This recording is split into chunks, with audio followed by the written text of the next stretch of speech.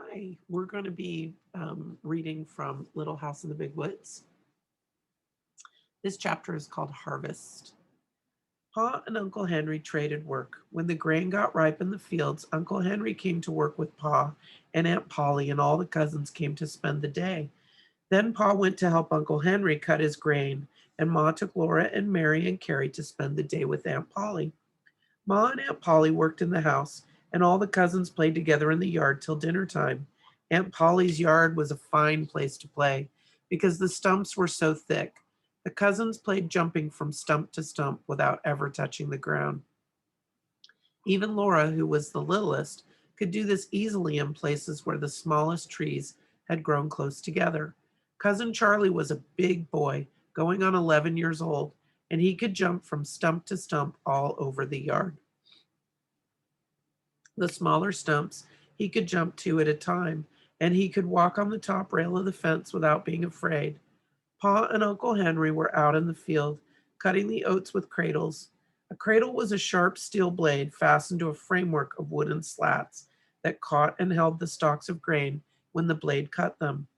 Pa and Uncle Henry carried the cradles by their long curved handles and swung the blades into the standing oats. When they had cut enough to make a pile, they slid the cut stalks off the slats into neat heaps on the ground. So this is a picture of harvesting, right?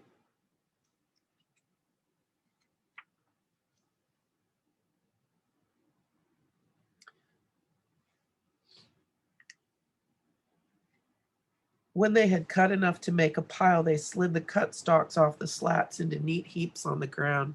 It was hard work, walking around and around the field in the hot sun, with both hands swinging the heavy cradles into the grain and cutting it, and then sliding it into piles. After all the grain was cut, they must go over the field again. This time they would stoop over each pile, and taking up a handful of the stalks in each hand, they would knot them together to make a longer strand. Then, gathering up the pile of grain in their arms, they would bind it tightly around with the band they had made and tie the band and tuck in its ends. After they made 7 such bundles, then the bundles must be shocked. To make a shock, they stood 5 bundles upright, snugly together with the oat heads up. Then over these they put 2 more bundles, spreading out the stalks to make a little roof and shelter the 5 bundles from the dew and rain. So if your grain got wet from dew or rain, it would ruin, it would get mildewy and moldy, and so it would ruin your whole crop. So this picture, you can see they're putting the 5 bundles together, and that was called shocking, right? When you put the bundles in a shock.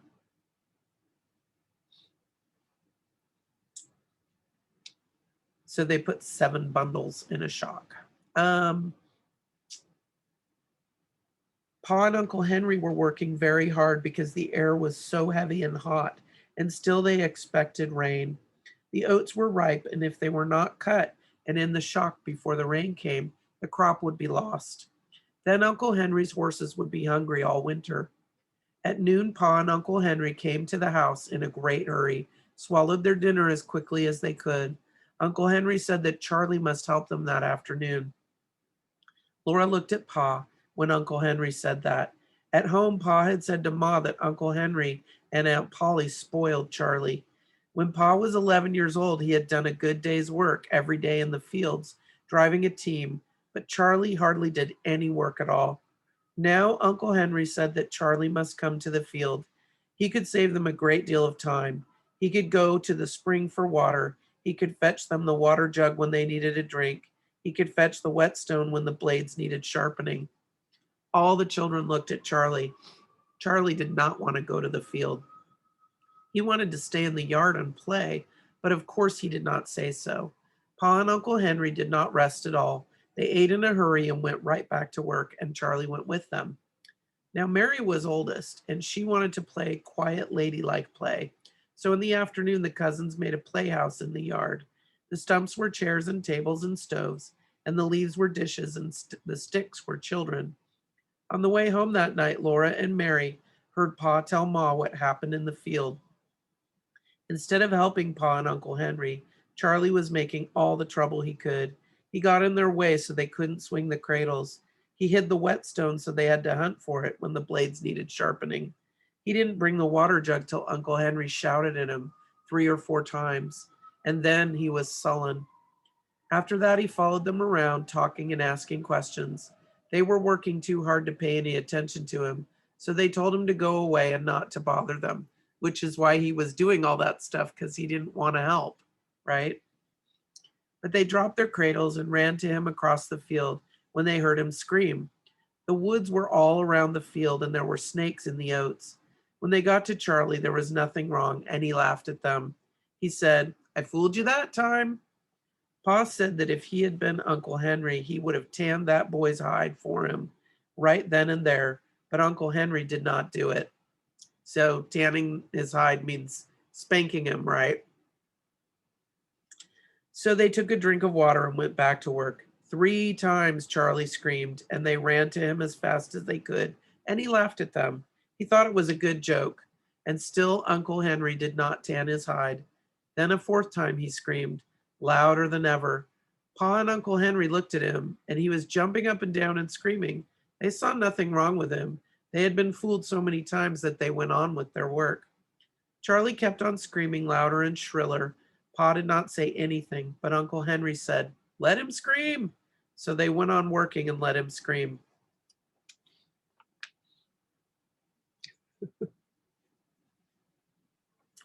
He kept on jumping up and down, screaming. He did not stop. At last, Uncle Henry said, "Maybe something really is wrong." They laid down their cradles and went across the field to him. And all that time, Charlie had been jumping up and down on a yellow jacket's nest. The yellow jackets lived in a nest in the ground, and Charlie stepped on it by mistake. Then all the little bees in their bright yellow jackets came swarming out with their red hot stings, and they hurt Charlie so that he couldn't get away. So, yellow jackets are just plain ornery.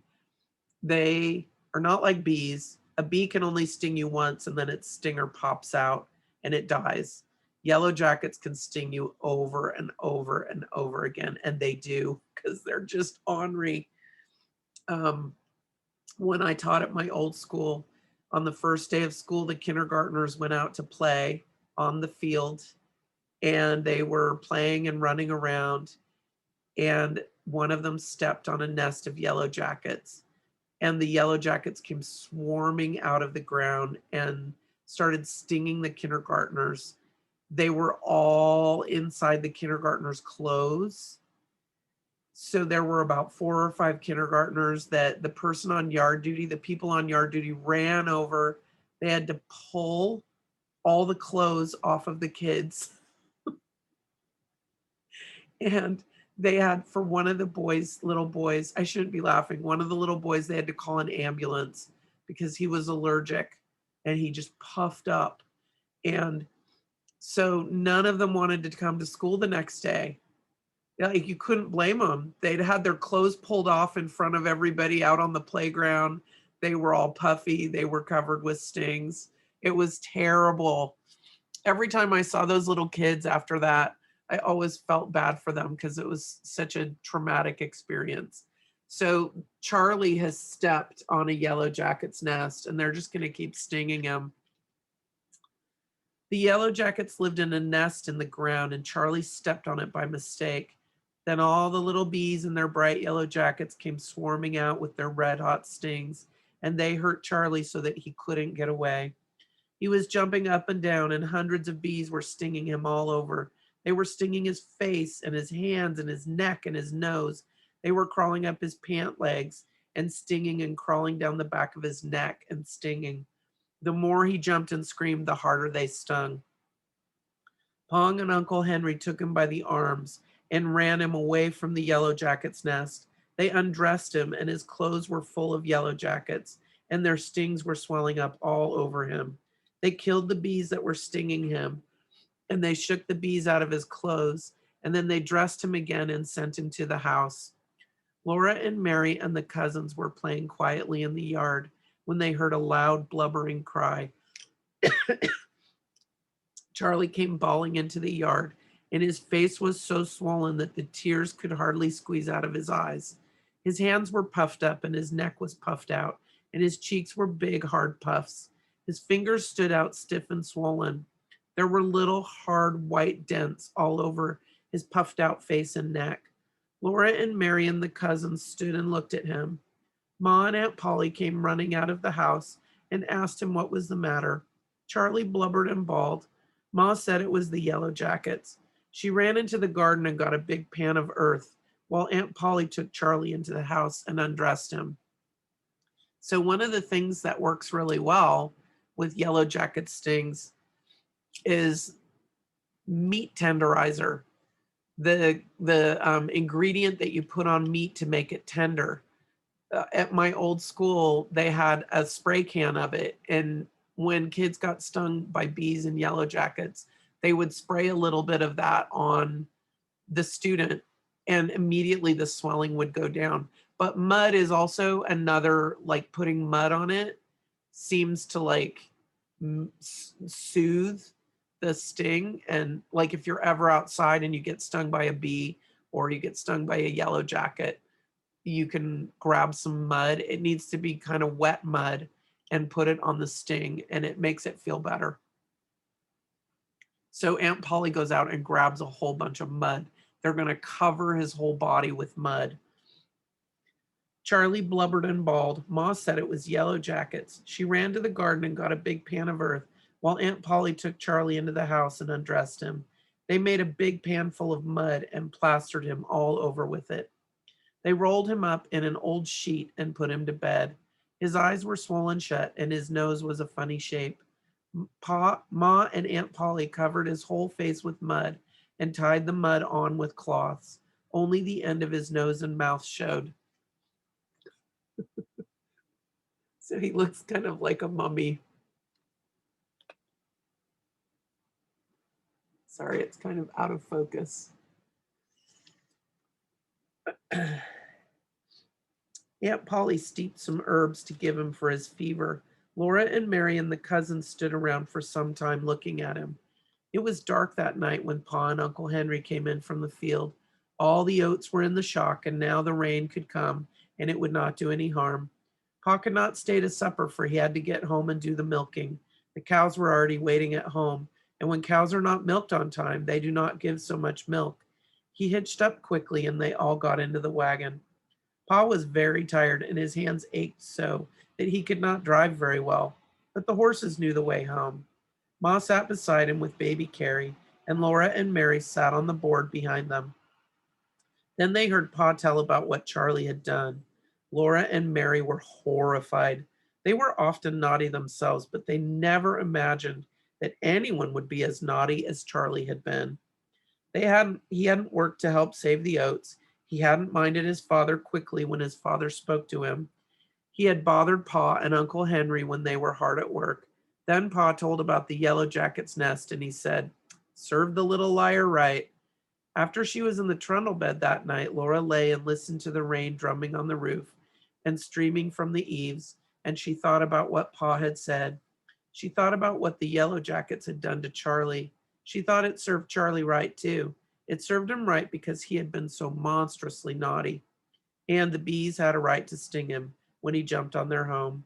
But she didn't understand why Pa had called him a little liar. She didn't understand how Charlie could be a liar when he had not said a word. All right. Thank you for joining me. That chapter was called Harvest. We're very close to being done with the book. We're getting there. Thanks for joining me.